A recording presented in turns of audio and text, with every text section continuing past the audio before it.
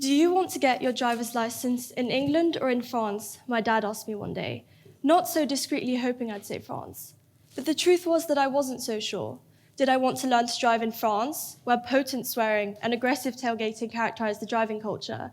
Or did I want to learn in England, where the drivers are U-turn fanatics? That then begs the question, which side did I betray? Which side did my loyalties lie with? As I pondered the question more and more, I realized that my confusion wasn't just about learning where to drive, but was more to do with the complex intersection of my two identities and the sense of fragmentation that entailed. What a great combination to be torn between, right? Two great powers with a great sense of rivalry to match it, dating all the way back to the 1337 Hundred Years' War, after which France had to kindly remind England of their win for the next eternity. Whilst you'd think and hope that we've moved past this sense of rivalry, the service does get slower in French restaurants once the anglais slips out. But on a more serious note, it's precisely this sense of hostility, which to some extent does still exist between the two nations, that serve to highlight my own confusion surrounding both identities. Growing up in a bilingual and multilingual environment, which 3.3 billion people worldwide can relate to, has always meant navigating between different worlds, each with their own customs, traditions, values, and yes, driving habits. But it also meant struggles. Having been born in Paris and moved to England at the age of 7, no one warned me of the struggle and heartbreak of forgetting words from both French and English.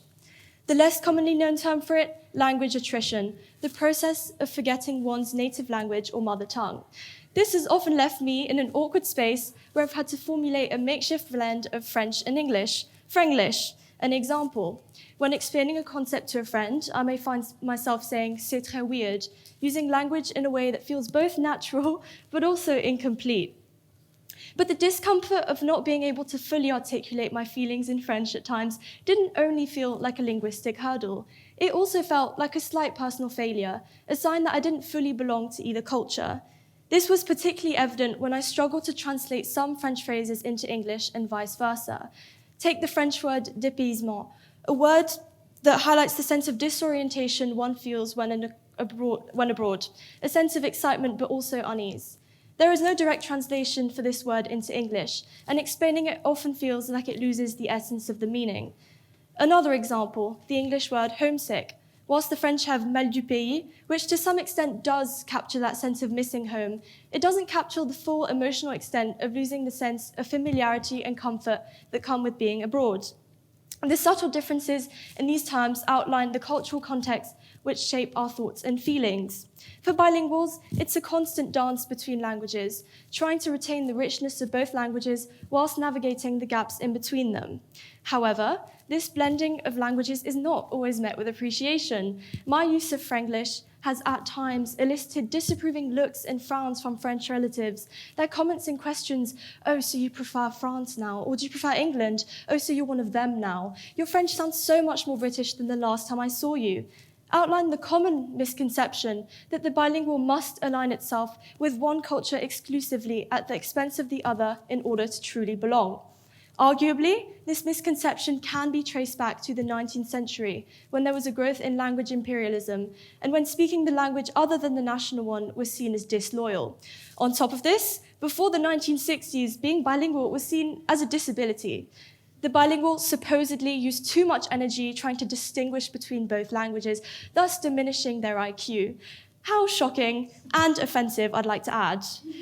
The internal conflict I felt, suddenly not so surprising. Critic E. Linda Thomas suggests that language provides a framework that becomes difficult to think outside of. This framework can indeed shape our thoughts and feelings, making us feel like different people when we speak different languages. I can confirm. In France, I feel more at home expressing my emotions openly and engaging in spirited debates. Whilst in England, I appreciate the understated wry humour and excessive tea-drinking habits. Multilinguals can express emotions, thoughts, and feelings in different languages. We feel like different people when we speak the different language. We will behave differently with our French friends than we would our English friends. We will present ourselves differently to French employers than we would British employers. In this way, languages force us to create different identities, and in a lot of ways that can be problematic. But it also creates the opportunity for a more versatile, richer identity, given language is a projection of that culture's norms, traditions, and values. So maybe my British accent and cultural influences don't diminish my French heritage. Instead, maybe they can complement it. One instance where this blend becomes particularly apparent is Christmas. Christmas in my family is a perfect example of our bicultural experience. On Christmas Eve, le réveillon, we gather around the table at 10 o'clock, the real French way, for a Christmas French meal, complete with foie gras, bûche de Noël, saumon fumé. The room fills with animated French conversation, capturing the essence of a Noël français. The next morning shifts to a more British setting. We wake up early, unlike the French, excited to see what Father Christmas has left in our stockings. We spend the day stuffing our faces with gravy, mince pies, cranberry sauce, roast turkey, potatoes, you name it. We also spend the day watching episodes of Gavin and Stacey. Both cultures are completely different, yet it's precisely because of that duality that it works. While some may argue, well, this melding of traditions is chaotic, it's problematic, and it doesn't work, it proves that the two can coexist and enrich each other. There is no need to pick or choose, and that is the gift of multilingualism. Another instance which further highlights the benefits or the beauty of being bilingual happened when I was in the English countryside, Bakewell, Derbyshire, which doesn't get much more British than that. One day, I came across a group of lost French tourists. The swearing, the frantic gestures, the gesticulations, it wasn't difficult to tell they were French. I approached them and offered them my help. Vous avez besoin d'aide? And their relief was palpable. They explained that they had been trying to reach a historical site but had gotten lost. Their GPS wasn't working, and on top of that, they were struggling with the language barrier, or lack of, considering it was in the middle of nowhere. I offered them directions, inevitably relying on my Franglish, and soon they were off on their way. And they were incredibly grateful, just add that. You may be thinking, well, surely had you not been bilingual, you still would have been able to help them. Being bilingual is not the be-all, end-all. Well, maybe. But to me, the experience was so much more than that. To me, the experience showed me that being bilingual is more than just being able to speak French and English. It's more than just being able to have 2 passports.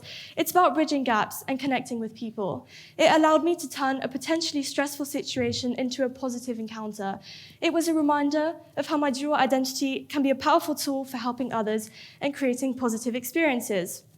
Living between 2 cultures has taught me resilience and adaptability. From surviving Parisian rudeness to, on top of that, surviving the British weather, I have learned to be more empathetic and open-minded. In today's globalized world, where cross-cultural interactions are the norm, being bilingual is more valuable than ever. The ability to navigate interactions with international clients is a crucial skill, and it opens doors to opportunities that may otherwise remain closed, whether that be in finance, business, education. So, as I stand here today, reflecting on the question that my father asked me about where I'd like to get my driver's license, I realized that the answer is less about a geographical location and is more about embracing my dual identity. It was a reminder that my dual identity is a powerful tool in helping others and in enriching my own life. A real superpower, according to Miguel Cardona, who argues that being multilingual or bilingual comes with it cognitive, academic, sociocultural advantages. He isn't wrong. In fact, psycholinguistic Ellen Bialstock made a surprising discovery at York University of Toronto. She took a sample of aging monolinguals and a sample of aging bilinguals. She discovered that the aging bilinguals showed symptoms of Alzheimer's 4 to 5 years after the aging monolinguals with the same disease pathology. How surprising is that? Although I personally haven't showcased that side to bilingualism very well yet, considering I forget my vocabulary, I'm optimistic about its protective benefits in the long run. In conclusion, my message to you is this. If you find yourself caught between 2 worlds, embrace it, celebrate it, use it as an opportunity to connect, understand, and enrich your life and the lives of others. In a world that constantly forces us to pick and choose, remind yourself that you don't have to pick and choose. And in being both, and being your most authentic self, you bring to the table a unique and valuable perspective. Whilst bilingualism has enriched my life, I understand it's not everyone's journey. So whether you speak one language or another, what matters is embracing and celebrating our unique cultural differences. Our diversity is what makes this world rich and vibrant. So whether you're fluent in one language or curious about another, I urge you to continue to appreciate the beauty of languages and culture together. Thank you.